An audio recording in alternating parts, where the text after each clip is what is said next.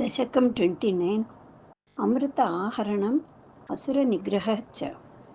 उद्गच्छतस्तव करात् अमृतं हरत्सु दैत्येषु तान् शरणान् अनुनीय देवान् सद्यस्तिरोदधितदेव भवत्प्रभावात् उद्यस्तयूत्यकलहादितिजा बभूवुः श्यामां वयसापि तनुं तदानीं प्राप्तोऽसि तुङ्गकुचमण्डलभङ्गुरां त्वं पीयूषकुम्भकलहं परिमुच्य सर्वे तृष्णाकुला प्रतिययुस्त्वदुरोजकुम्भे।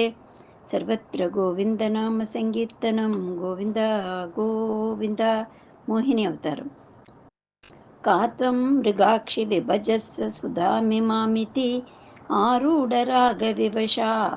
विवशान् अभियाचतो मून् विश्वस्यते मयि कथं कुलटास्मि दैत्याः इत्यालपन्नपि सुविश्वसितानतानीः मोदात् सुधाकलशमेषु ददत्सु सा त्वं दुश्चेष्टितं मम सहध्वमिति ब्रुवाणा पङ्क्तिप्रभेदविनिवेशितदेव दैत्या लीलाविलासगतिभिः समदा सुधां ताम् अस्मास्वियं प्रणयनीत्यसुरेषु तेषु जोषं स्थितेष्वत समाप्य सुधां सुरेषु त्वं भक्तलोकवशगो निजरूपमेत्य स्वर्भानुं मद्धपरिपीतसुधं व्यलावीः त्वत्तः सुधाहरणयोग्यफलं परेषु दत्त्वागते त्वयि सुरैः खलु ते व्यगृह्णन् घोरेतमूर्च्छतिरणे बलिदैत्यमाया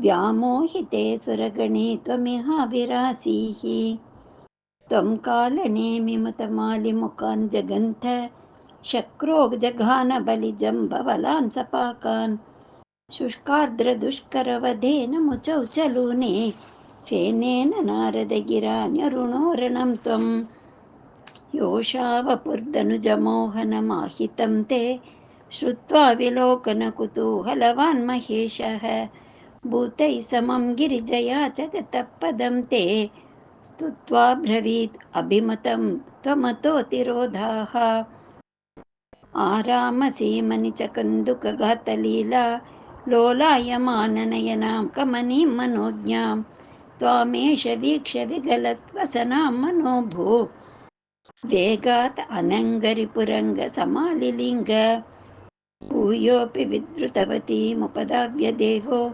वीर्यप्रमोक्षविकसत्परमार्थबोधः त्वन्मानितस्तव महत्त्वमुवाच देव्यै तत्तादृशस्त्वमववात निकेतनात् स्वामिये शरणमय्यप्प स्वामिये शरणमय्यप्प स्वामिये शरणमय्यप्प अय्यप्पनवतारम् गोपिका जीवनस्मरणं गोविन्द गोविन्द नारायणाखिलगुरो